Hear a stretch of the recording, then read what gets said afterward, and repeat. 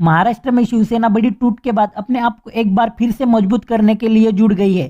शिवसेना अध्यक्ष उद्धव ठाकरे ने पार्टी की मजबूती के लिए पहला कदम बढ़ा लिया है। उन्होंने मराठा संगठन संभाजी ब्रिगेड के साथ पार्टी के गठबंधन की घोषणा की है। साथ ही ये भी कहा है कि आगामी सभी चुनाव में शिवसेना और संभाजी ब्रिगेड एक साथ मैदान में उतरेंगे। जल्द ही शिवसेना और संभाजी ब्रिगेड की संयुक्त बैठक होगी, जिसके गठबंधन को लेकर और बातों पर चर्चा की जाएगी। दरअसल ये गठबंधन तब हुआ है जब ठाकरे के नेतृत्व वाली पार्टी एकनाथ शिंदे के विद्रोह और महाराष्ट्र में सत्ता के नुकसान के प्रभाव से जूझ रही है। पूर्व सीएम उद्धव ठाकरे ने कहा कि मैं इन लड़ने वाले साथियों का स्वागत करता हूं। महाराष्ट्र ही नहीं, देश में भी क्षेत्रीय दलों को खत्म करने की साजिश हो रही है। इसे लोकतंत्र मानने वाले लोग अब बेतुकी बातें कर रहे हैं। कोर्ट में फैसला होगा कि देश में लोकतंत्र रहेगा या निरंकुश शासन।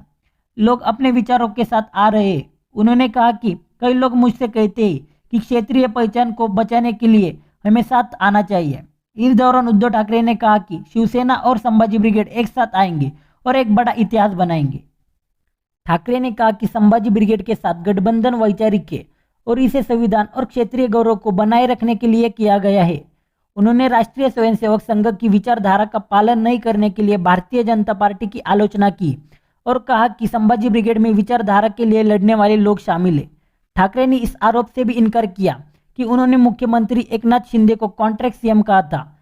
शिवसेना प्रमुख ने कहा कि वह दशहरे के आसपास राज्य का दौरा करेंगे और वर्तमान में संगठन के निर्माण पर ध्यान केंद्रित करेंगे।